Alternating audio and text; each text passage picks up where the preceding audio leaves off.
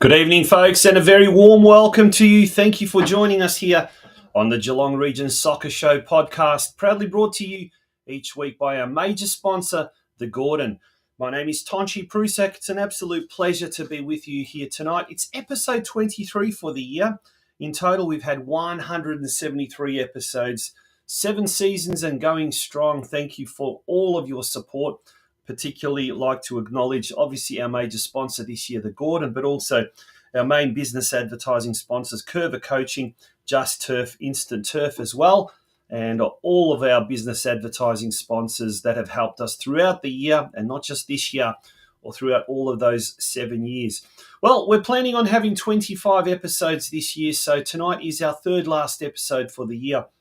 And boy, we've got a good episode on tonight. We've got lots to get through. And, basically, first of all, let's talk about a rather sad thing, a rather tragic occurrence that's happened within our football community. But Drew Duncan, he's the senior team's vice captain at Drysdale Soccer Club. And he's at the moment fighting for his life. He's in an induced coma. He's in intensive care. And after coming back from a holiday in Bali, thought he just had the flu. And unfortunately, it turned out to be a lot worse than that because circumstances. And tonight, we're going to be speaking to the captain of Drysdale Soccer Club, Max Tompkins. He's going to tell us a little bit about the person that is Drew Duncan and his effect on the club there at Drysdale, but also his involvement outside Drysdale Soccer Club, his involvement in the local football community, and it is quite significant. There's also a fundraiser that has been set up by his friends and his teammates, and to donate to that fundraiser, you can go to gofundme.me/6F357E10. It's right there at the bottom of the screen. I'm squinting trying to have a look at it, and it's right there on the bottom of the screen. So I'll leave that up a little bit longer, and you can go to that, jot it down, or even better, just go to the Drysdale Soccer Club Facebook page, and you can actually find the post, and you can click on the link. There's also one on the Geelong Region Soccer News as well. Yesterday was the final day of the Victorian Premier League women's competition. And boy, did Geelong Galaxy execute a Houdini-style, escape from relegation. And to tell us all about that will be the Geelong Galaxy head coach, Ryan Horrocks, who will also talk about what is shaping up to be rather a busy off-season as well for the club.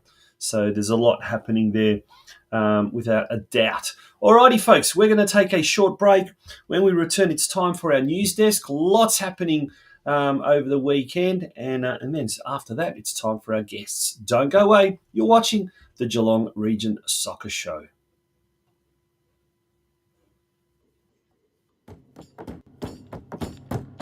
Your future is in your hands.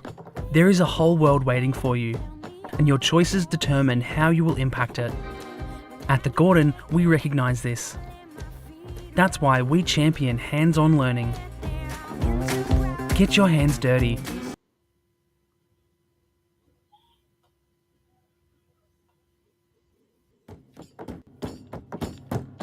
Your future is in your hands. There is a whole world waiting for you, and your choices determine how you will impact it. At the Gordon, we recognise this. That's why we champion hands-on learning. Get your hands dirty. Grab what's in front of you. Learn by doing. Turn your passion, your ideas, and mould them into your creations. You'll be supported the entire way. You'll grow your skills in small classes, guided by teachers who are industry experts. You'll learn in state-of-the-art facilities or out in a real-world workplace setting. Your hands-on experience will increase your understanding and put you ahead of your university peers. You'll graduate work-ready, and you'll graduate sooner, with a huge range of qualifications to choose from and support services to enable your success. Now is the time to continue your learning journey. At the Gordon, your future is in your hands.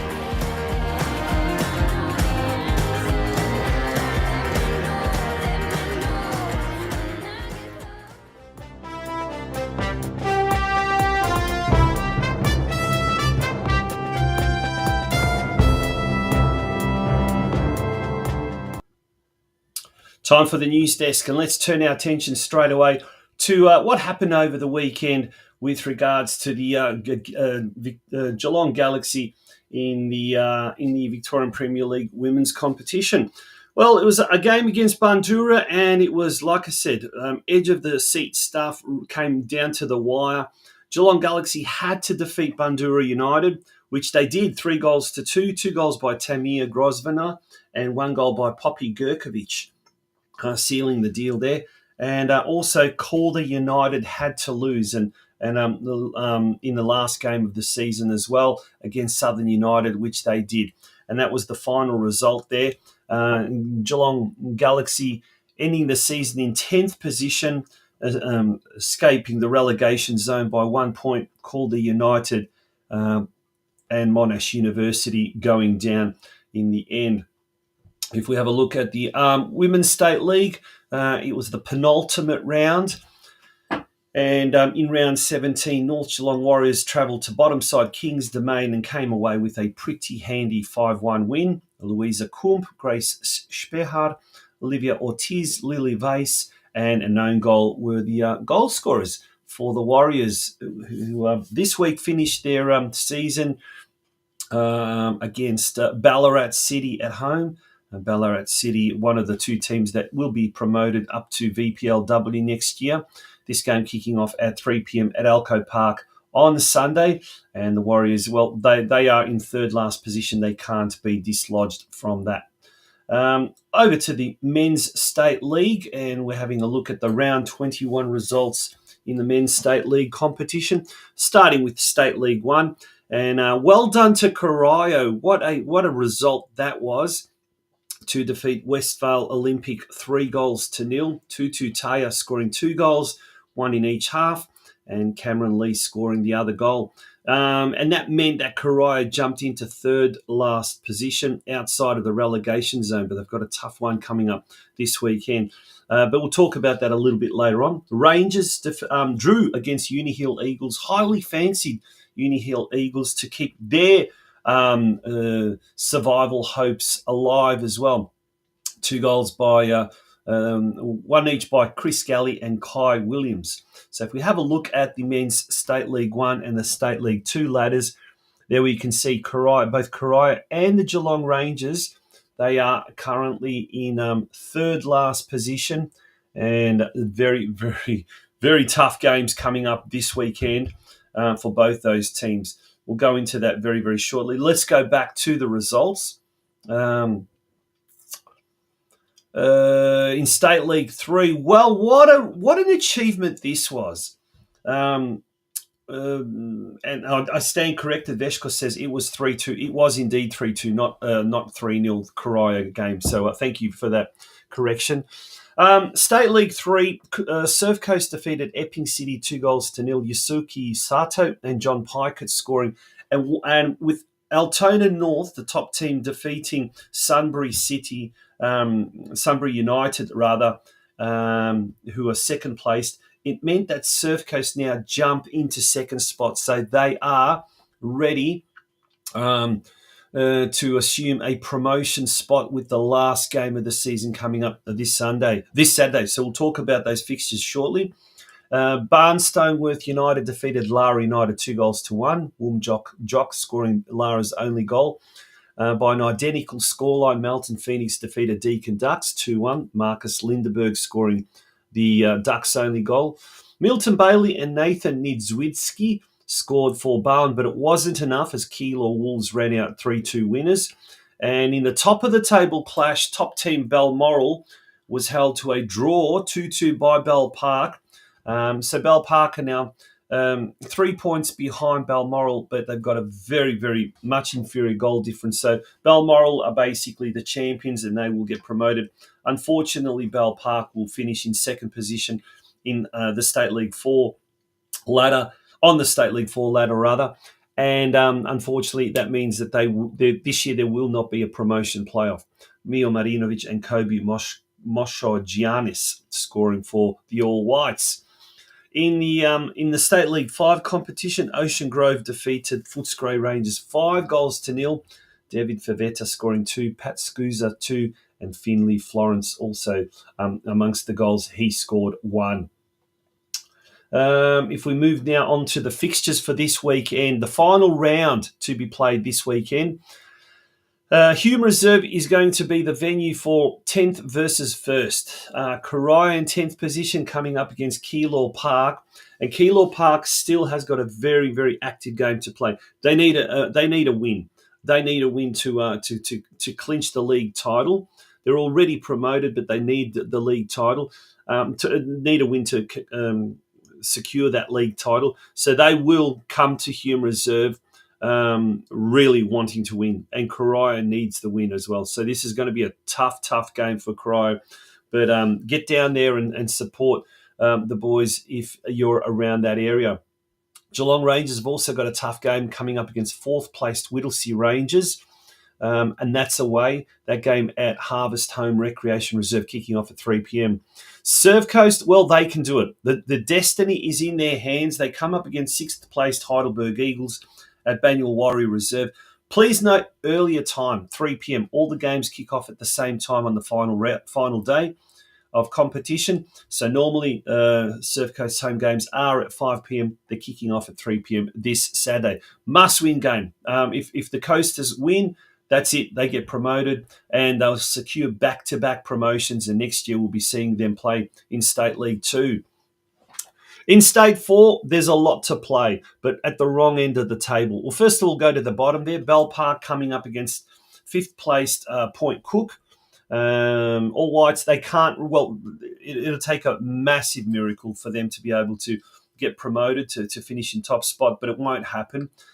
So Bell Park, at best, will finish in second position. They do need a win, though, to secure that.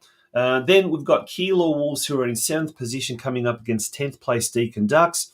But the big one, Lara United in 9th, coming up against the Bowen in 11th. So there's a lot that could happen there, and I think we've got the ladder up there. We've got the State League 3 ladder, there on the left-hand side. And on the right-hand side, we've got the State 4 ladder. So as you can see, at the moment, and it's likely one of the Geelong teams will be in the bottom 2, meaning that they will get relegated to next season's revamped State 6 competition. If the teams don't get relegated and they survive, they will drop to State 5 next year. So, yeah, there's a lot at stake. One ladder position difference could mean State 5 or State 6 in next year's revamped competition. Going along to the where are we, the fixtures there. So as we can see, that's State 4. In State 5, Ocean Grove coming up against the top team Newport Storm at AW Bond Reserve. Going to be another tough game. So last day of the season is going to be quite a tough day at the office for the Geelong clubs. Now, speaking of Geelong, let's look at the Geelong League, the local league, the men's Division 1 and the women's Division 1 of the Geelong Region Leagues.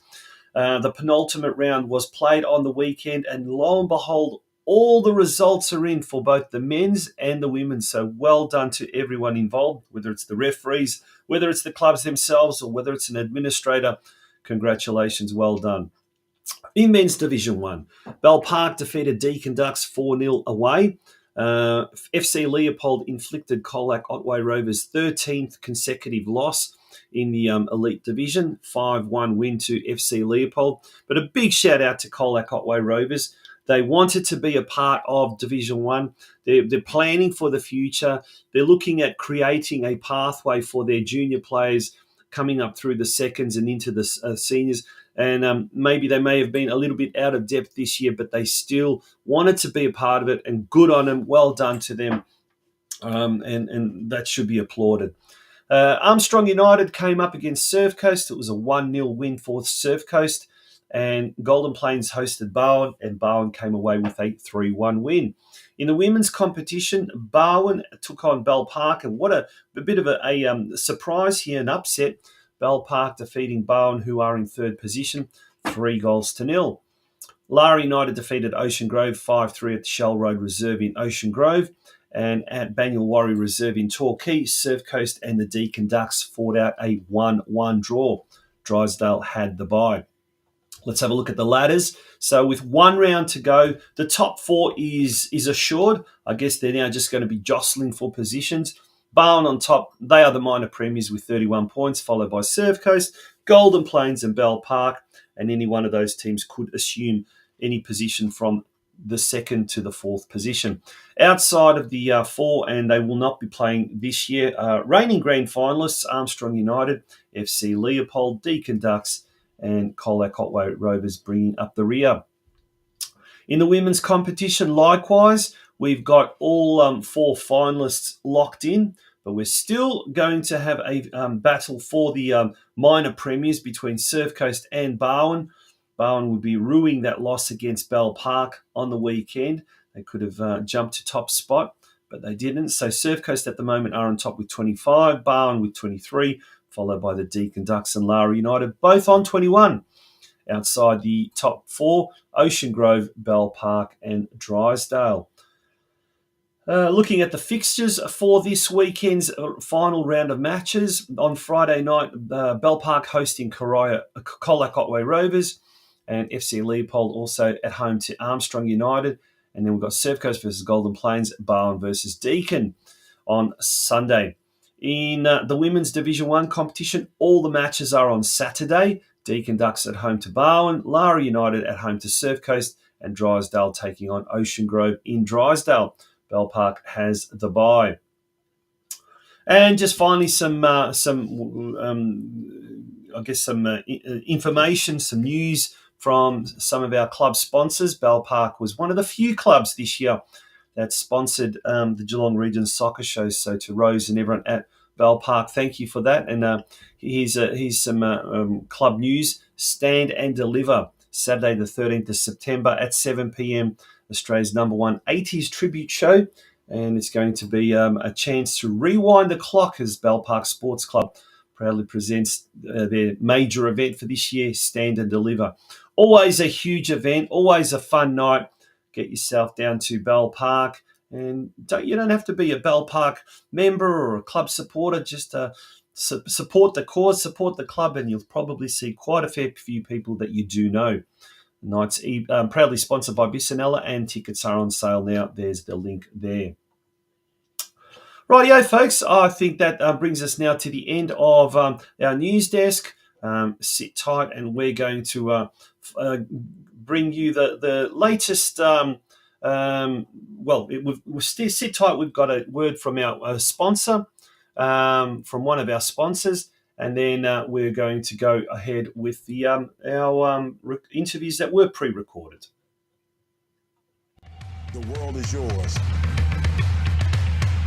So work hard, and you can have whatever it is you want.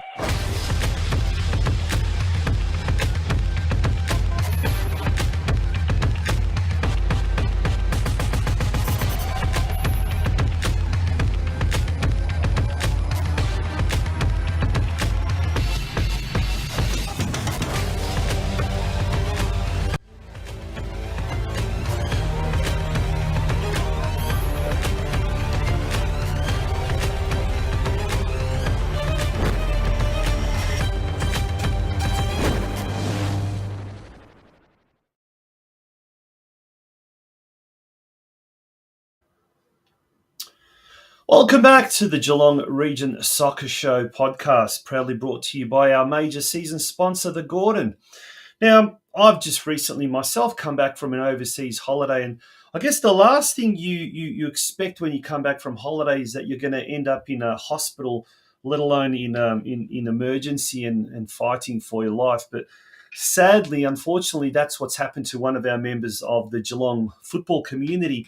And hopefully, fingers crossed, we all pray that Drew Duncan from Drysdale Soccer Club pulls through and he everything ends up okay. But one of his friends, one of his close friends, Sean Brennan, put together this little video and also publicising an appeal, a fundraising appeal that his friends and teammates at Drysdale Soccer Club have put together. Take a listen to this. Hey everyone, I need your help. One of our Drysdale soccer teammates and senior vice men's captain found himself full of flu on the way home from Bali from his best friend's wedding. Due to underlying health conditions that he's had to manage throughout his life, he was soon hospitalised and is now fighting in the ICU. Drew is one of the kindest, strongest people on our team, and right now his young family needs all the help they can get. With his wife, young lad and a baby on the way, his best friend has set up a GoFundMe, and I'm just helping spread the word. So if you can donate, even the smallest amount helps. And even if you can't, please share this video so more people will see it. Let's come together as a community and help.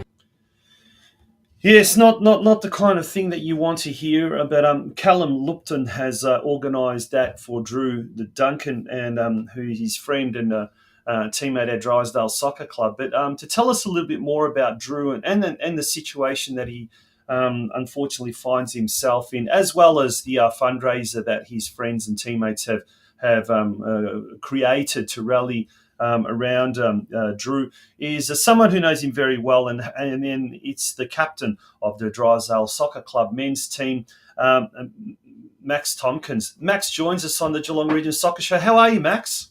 Yeah, well, Tonchi, mate. How are you? Well, thanks for coming on the show. And I guess if anyone's is qualified enough to tell us a little bit about Drew and his predicament, it's you. But mate, it's not the nicest thing to come on the show and talk about. But hopefully, as we say, there's a positive ending. We certainly pray. Tell us a bit what's going on here. Yeah, so Drew Duncan's been with us at Drysdale for, I want to say, 6 years now. He had a year off last year with some recurring health issues that he managed to get under control, and he came back to us this year, keen as to get back into it. I'm coming into my third year of captaincy at the club, and he and I are great friends. And when I found out he was coming back, it was a no-brainer for me to pick him as my vice captain. Drew has this unreal infectious energy that he has so much care and attention to anyone who comes across him, and you really feel like you're at home, whether you've known him for 10 years, 10 minutes, 10 seconds. He makes you feel like the most important person in the world. And he's just a great bloke, it translates at training, on game days, and he's just a great voice and leader for the club. And that's him as a bloke. As far as the situation that he's in, we went over to Bali for Callum and Olivia Lupton's wedding a few weeks ago, 3 weeks ago now, I think. And in the last couple of days, he became quite unwell. There's a few of us that did. And what we thought at first was just the flu. Upon getting home, due to Drew's underlying health conditions, he deteriorated quite rapidly. He called an ambulance, went into the hospital, and there he found out that he had pneumonia and then later sepsis as well. Drew was placed in a coma at that point, so his body could rest, and so the medication and sleep could fight the infections that he had. Later that same week, he was placed on advanced life support, and he has been on that same life support for 2.5 weeks now. Right now, he is stable, but remains in a critical condition, and he's unresponsive. And sort of, each day is just being taken as it comes. and that's sort of the state he's in at the minute. Look, our prayers and thoughts go out to Drew and to all of his family, and indeed his all of you guys as well. It's and hopefully we like I said, we pray that there's a happy ending at the end of all of this. But Yeah. just to illustrate Drew's involvement, not just at Drysdale, you mentioned he was vice captain there, and he's been involved in the club, but he's also been involved outside of the club in the football community. He's been involved in the Masters Summer League. Now he's a bit too young to be in the Masters, but he's actually refereed and helped out in some of the summer games. Tell us a bit more about that. Yeah, so most summers when Drew needs a bit of extra coin, he'll go on down to the Masters games, and you'll often see him refereeing 3-4 games in a day. He's that goofy bloke running around the middle of the park yelling at the older fellas, giving them blue cards. And anybody there will tell you, what an asset he is to their operation, and just how genuine a dude he is, and how well he comes across to everybody, Yeah. Now, Just Turfing Instant Turf is a local, family-owned and operated company which guarantees top quality products and service. Whether you need turf for a small front garden or a large landscaping project, Just Turfing Instant Turf are the turf installer experts you can trust. They supply and install for most major landscapers in Melbourne and Geelong, with a wide range of premium instant turf and a full suite of turf care products. Chloe and the team at Just Turfing are sure to have all your turf needs covered. Their Melbourne, Geelong and Victorian regional distribution means they can supply your area with fresh cut turf installed the same day, hassle-free. Turf options that are available include Eureka Kikuyu, Santa Ana, Tiff Tuff, Sir Walter Buffalo and Sir Grange. For more information, contact either Chloe on 0431 571 558 or Josh on 0457 174 111. Yeah. Now, the few of his friends, his teammates, yourself included, and headed by Callum as well, his best friend, have rallied around him and his family to help him out, because there's going to be not just current costs, but ongoing costs, and not to mention costs that the family will incur. But you guys have got together and like I said, Callum's the main leader, organised the fundraising appeal, which has been very, very successful, but we still need people's help. Tell us a bit more about that. Yeah, so Drew has a wife, Emily. They have a nearly 4-year-old boy, Henry, and they also have a baby girl on the way that she's due on New Year's Day. So yeah, just with that alone, they obviously have a lot of expenses outside of Drew in the current state he's in. They've got a mortgage to pay. They don't know how his recovery will look or how long it will take. And obviously they've got kids to look after, a little one on the way. But yeah, Callum set up a GoFundMe for Drew, which as of right now, I believe he's on 28,000 in the space of 3 days, which is unbelievable. And we can't thank everybody enough who's donated to that. It's amazing. All, as you just showed, Tanchi, on screen there, all the information about Drew and his situation and what we're trying to achieve with that is on there. And it's so amazing to see it doing so well, in addition to not only financial costs, we're trying to come up with ideas of how we can help in other ways. We've got a roster going at the minute for our teammates that are going to make family dinners for them X amount of nights a week, so they don't have to worry about that. It eliminates that worry for his wife, Emily. Just general tasks, mowing lawns, or we're just trying to come up with ways in how we can help in whatever way we can. All the information is there on the screen. So gofund.me/6F357E10, and we'll pop that there for a little bit longer, so you'll be able to see that. It's hard talking about it because he's such a young fella. He's got a young family. He's heavily involved in the football community here in Geelong. But mate, what would you like to say to the Geelong football community out there? Mate, it's been unbelievable.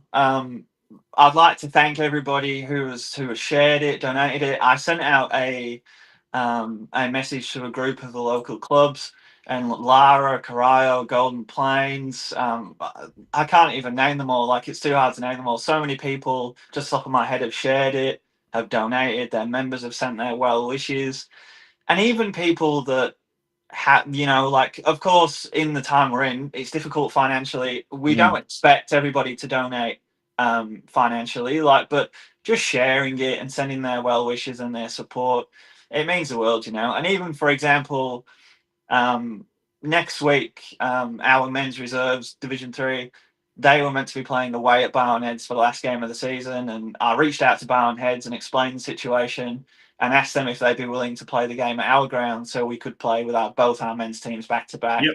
And they were more than happy to accommodate. Awesome. And we'll be able to raise funds there too over the canteen with a percentage of sales, all profits going to Drew and his family. So yeah, it's been amazing, mate. It's been unbelievable. And that's on Sunday, is it? Not this Sunday coming, the following Sunday, the 7th of September. Yeah. So just remembering, we're actually pre-recording this interview and it's being done on Friday. So when it goes to air on Monday, it'll be this Sunday coming.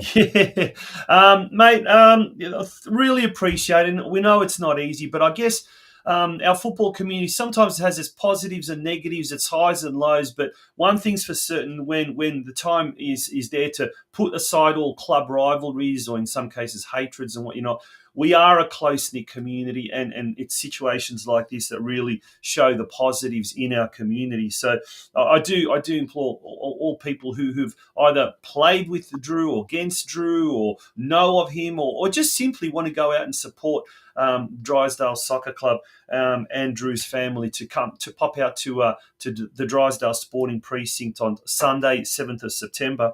But mate, while we've got you there, speaking of Drysdale Soccer Club, you're involved there as a captain and also in the committee. What's happening? What's the latest? How's the club travelling? Yeah, things are going good, mate. Last year in the men's space was a strange year as we dropped down to one team for the first time ever. But they're on the men's side, but then equally on the women's side, we won the Division 2 Premiership, which was awesome. This year, the girls have made the big leap to Div 1 and they're representing us as well as ever, like as they always do. They're a great bunch of girls and, yeah, they're having a crack at Div 1. In the men's space, we're back to two teams this year. Fantastic. We got one in Division 3 and one in Division 2. It's the Division 2 team is basically an entirely new team. And we're right in the thick of it for finals contention. There's 2 games to go. We're 5th on the ladder, only goal difference behind Lara in 4th, and we actually play them this weekend. So yeah, I would have played them by the time this comes out. Yeah. And then the next week, last round, we play Corio Bay, who are in 2nd place. So we're still very much playing for finals. And yeah, it's been a great year, mate. We're in a good spot. Yeah, and how player numbers, registrations with the juniors and that sort of stuff? We've got. I'm pretty sure at the minute we've got more junior numbers than we've ever had. Wow. Yeah, which is awesome, and a particular uptake in female participation too. We're one of the few clubs that have got only girls teams in the real young age groups rather than mixed, which is awesome. Yeah, fantastic. That's great to hear. Now, there's big plans ahead off the field. Talk of basically a new facility at the same facility, but you'll tell us a little bit more about that. But how's that all coming along? Because that's quite exciting in the pipeline. Yeah, I believe I'm a little bit out of the loop on that, but I believe that works will start by the end or early, by the end of this year or early next year. Which, yeah, we've been waiting on for a while, but hopefully we'll have updates on that and an actual predictive timeline on when that may be finished, hopefully in the next year or 2. So we're talking about effectively a new facility or your own facility. Our own facility, yeah, that's just for us. Purpose-built rooms for soccer, just soccer pitches rather than ovals for footy. Yeah, it's exciting. It is exciting times ahead. Well, we certainly hope that with Drew, everything ends up in the best, with a very, very happy ending. And like I said, I think I can speak on behalf of the entire football community here in Geelong. Our thoughts and certainly our prayers with young Drew and his family. Can I just add as well, sorry, Tonchi, that we're actually, in addition to the GoFundMe that's going on, we are working on a separate fundraising event.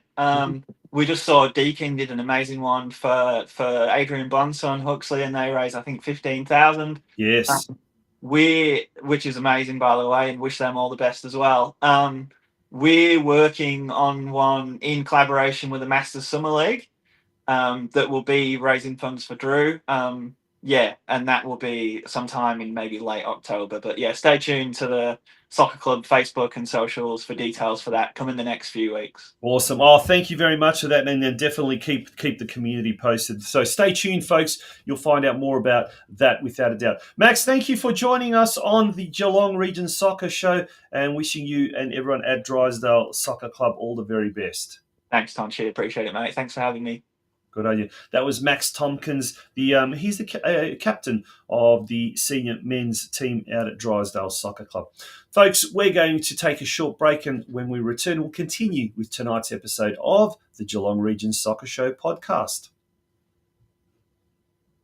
Geelong Galvanising is a locally owned and operated company that is a leading provider of protective steel applications, including hot dip galvanising, steel fabrication, painting, duplex coatings and transport logistics. With a commitment to quality and efficiency, we deliver durable high-performance solutions tailored to the needs of our clients across various industries. Our key capabilities include blast and paint, galvanising, fabrication, accreditations and inspection services, transport and logistics. We offer end-to-end services from fabrication right through to delivery. For more information about what we can offer you, contact us on 5275 7555, visit our website at www.geelonggal.com.au or pop in and see us at our factory at 360 Bacchus Marsh Road, Corio. And welcome back to the Geelong Region Soccer Show. And our next guest will talk about a rather climactic final day of the season. And, it was very, very tense right up until the very, very last minute. But Geelong Galaxy have managed to stave off relegation and will remain in Victoria Premier League women's competition next year for 2026. And to tell us all about the very, very thrilling and, I guess, heart attack producing final day's action in the VPLW competition, it's a very warm welcome to the Geelong Galaxy head coach, Ryan Horrocks. Ryan, good evening and welcome to the Geelong Region Soccer Show. Thanks, Tonch. Thanks for having me as always. I didn't think you'd be leading with that headline around September, but, we just staved off relegation, but here we are, and happy that that's the headline rather than something worse than that, I suppose. So we'll take that. Yeah, absolutely. Well, first of all, congratulations, because it wasn't easy. It was a kind of a transitive kind of a year, but in the end, you managed to get what you what needed to do, and there we go. It's a 3-2 away win against Bandura United, 2 goals by Tamir Grosvenor and 1 by Poppy Gurkovic. But if we have a look at the ladder, there we go. It really needed Calder United to sort of come to the party. And, when I say come to the party, they had to lose their game against Southern United, which they did 5-2. But and that victory as well enabled Galaxy to jump into third spot. But, we've got some footage as well of the games on the goals on the weekend. Tell us about the game. Yeah, so obviously it started pretty impressively on the front foot. We had to be, and I think Bandura knew we had to be as well. But all the girls were on the same page from Tuesday night. We really thought we would have had the job done after playing, Bayside and Southern across the last 2 weeks, and probably didn't want to have to go into the game against third place away from home, needing all 3 points. But credit to all the girls, they came out, and despite the big challenge that was put ahead of them, were absolutely the better team to start the game and set the tempo and pace right. And then, despite being drawn back as well to 2-2 pretty late in the game, which we've seen in the past, and we've had some mixed results around handling that. To be able to keep pushing, win corners like you can see there, and yeah, I love that goal. Yeah, That one will live long in the memory from Pop. So, yeah. So, it was that was a really special moment, and yeah, to be able to fight like that and then continue that fight for that last 15 minutes and 10 minutes of added time as well at the end of the game. Pushing it out to 100 plus was draining, but yeah, it was well worth it. I felt like we experienced 5 games in one, but Yeah.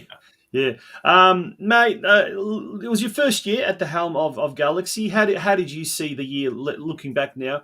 I guess it's still fresh, but you probably haven't had even a chance to kind of sit down and really do a proper assessment. But just at face value, how did you see the 2025 season? Yeah, I mean, it didn't go the way on paper that we wanted it to, by any stretch of the imagination. But there were certainly moments that were leading to what we knew we were capable of, which was great, and that was exciting. There was a lot to build on as well, and there were some really great people that came in and joined us, from the start and then along the journey as well through the middle of the year. And we had transition moments, which I'm sure most clubs at this level do, where halfway through the season they would. We had a couple of players leave as well, and that's new ground for me to deal with as a coach at this level. So it was great to get that experience in. But yeah, definitely not the year we thought it would be. But by no means does that mean that it was a bad year. We took a lot of positives, formed a lot of good relationships, and yeah, I think it's a good ground, a starting ground for where we need to be. And we knew all along. We said this was a 2-year project. We also said we were one of the best 4 teams in the competition this year. And again, it doesn't look like that on paper. It's not where we finished up, but we did just beat 3rd place on the weekend to do what had to be done. So we know that we should be around there. So that's a really positive way to end the season and move into next season, knowing that the highest ranked team that's left in it, now that Keilor Park and Avondale are gone, are catchable as far as we're concerned. So, yeah. Now, well, before we look at next season, let's have a look at this season. Some of the brighter moments, I guess, was the emergence of some of the young talent as well. Some of the young homegrown players as well that pushed their way into the senior team. Who are the players that for you as a coach that's stepped up and really kind of impressed throughout the year? Oh, I mean, the youth in general, like the whole team is quite young. We forget that so often. I think we've got expectations and we treat them like footballers from time to time. And, the whole coaching group, Aaron, Tony, myself, we really pride ourselves on treating people like people first. But naturally, when you're in the throes of football does kind of get in the way from time to time. But it's important to remember, a lot of our really key players are still 20, 21 and under. So all of the girls in that sense were really phenomenal for what they were able to do for their age.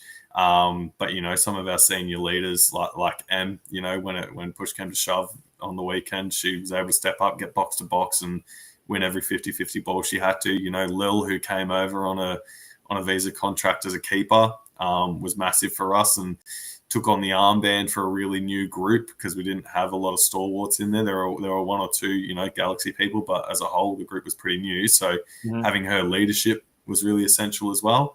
And I think that she did an amazing job and was recognised every week by the opposition as well, which was really, really nice. So I'm sure she'll be missed in the off season, and whatever she chooses to do next year is still up in the air. But we needed that balance this year of the experience with the youth, and when the time was right, I was glad that the experience were able to help us get over the line. Yeah, with women's squads, it's often quite volatile as far as player movements in the off season, and we find that at the VPL level, doesn't it? Some of the better players move on to the NPLW. Some of the other players, for whatever commitments, drop down or drop out of the team. Are you expecting much player movement in the off season? I mean, I'm anticipating that we would grow. Hopefully, the squad end of the season pretty small, just with injury, travel, those sorts of things. It was less than ideal, but I think the group that we had were all phenomenal, which is the best spot to be in. I would like to think that the majority of this group would want to stay, but I know that they've all got their things that they're going to do, not just in football, but in their personal lives that might impact it as well, and that's okay. As long as we can be comfortable in the fact that them leaving is on good terms and with a good relationship, then that's all we can really ask for, is that, they'll go out there and spread the message, and try and help us recruit who we need to replace them if they're going to go on to bigger and better things or move or whatever that might look like. But we want to keep this group and build from what we've got now and add to it and get more of that Geelong grown talent. We were lucky to be able to get so many good Geelong people back this year, and we want to build on that in 2026 as well. And we can see it. Like, it was great that young Pop was able to score that winning goal on the weekend, coming from the junior Galaxy ranks, heading off to Preston and then deciding to come back. That's a really special moment for someone to be able to say to the youth of Geelong Galaxy, hey, like, this is what we can do, and stick with us, and this will be you as well. So yeah, fantastic. Yeah. So I assume you've got the commitment to take on the role for next year. Yeah, we'll have some formal conversations in the coming weeks. We'll let the dust settle a little bit. I'm sure the club's still got plenty going on. They've got all the junior girls still this weekend, which is great. Yeah. And they've all had some pretty good results this season, a pretty turbulent season. But the under 15s in particular, they're up in third this year, which, when you discount FV Academy, who have been incredible in every age group every year, is a pretty great achievement from our little region. So we'll go and celebrate them and let the dust settle on that. And we would love to do it again, and we'll lead it on with the club until they make those calls. Yeah, I guess that's pretty important, because you kind of you did say you figured it's a 2-year project, and you want to get a start as early as possible on planning for next year, because as we see with all clubs, other competing clubs, they start to pretty much start the planning process as soon as the season's over.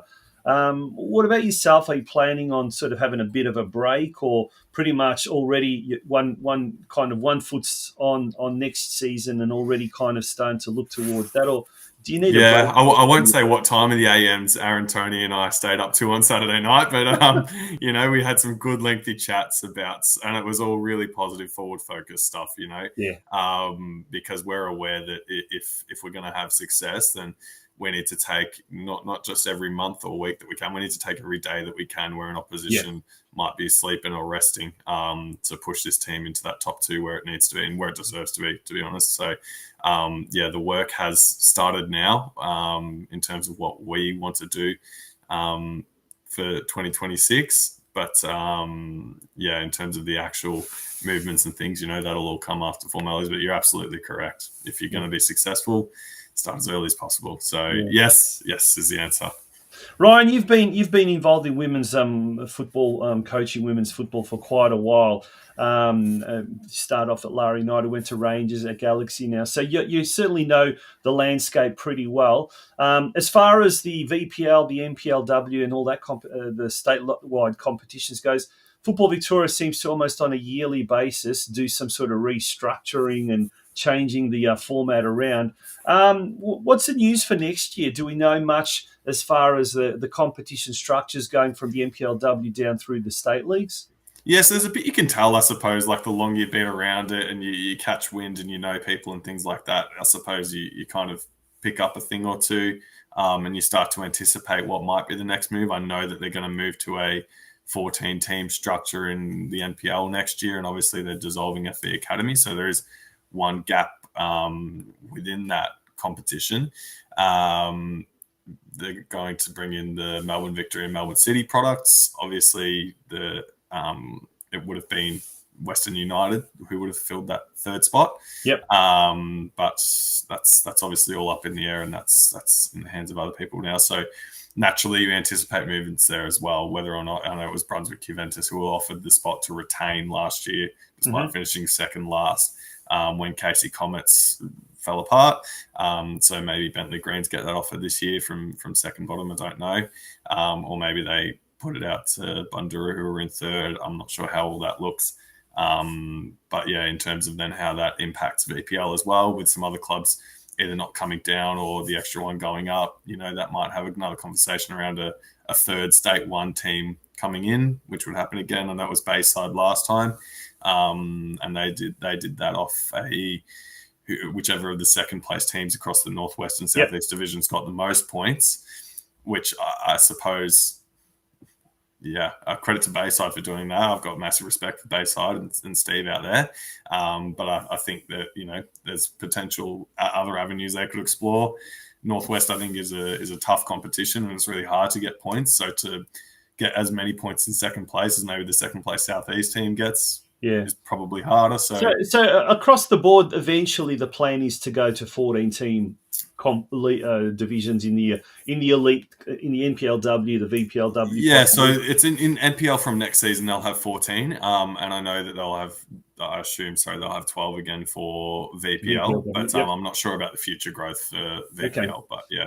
But hopefully we're not part of that discussion 2027 anyway, and we're just part of that 14-team NPL, all right? So absolutely correct, 100%. What about locally? Are we on the right track with regards to the structure of women's here in Geelong? I mean, the gradings, that was always a bit of a contentious issue, but we've had people on who have said pro and against, and they can see both sides of it.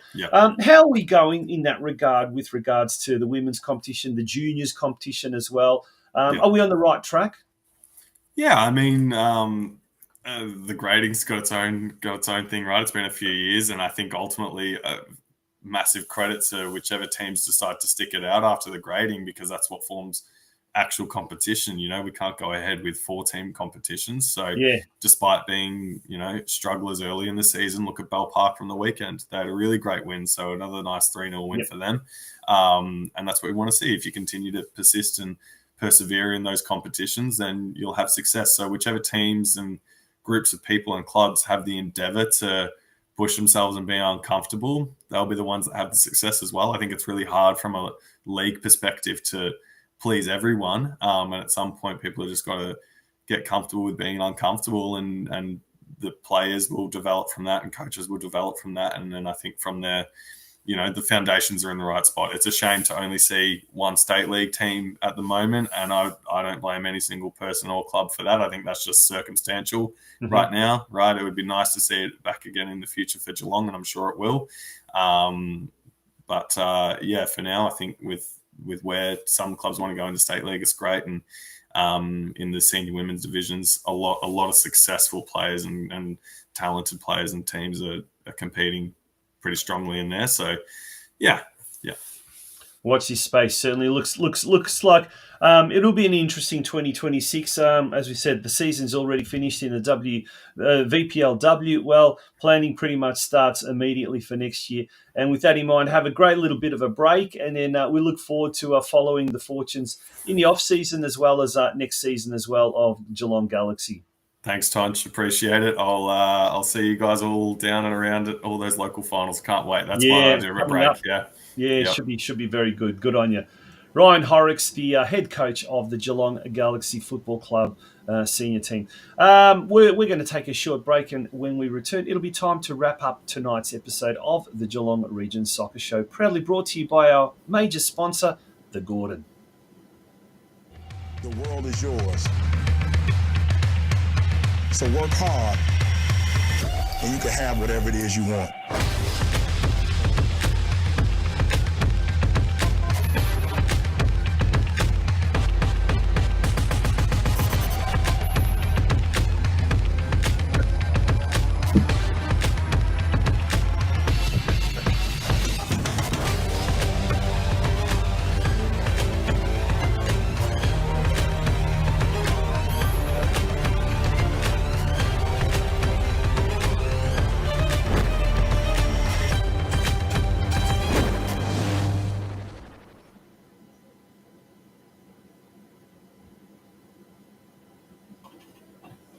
Yes, Curva Coaching, one of our wonderful business advertising sponsors who have really been a huge help this year.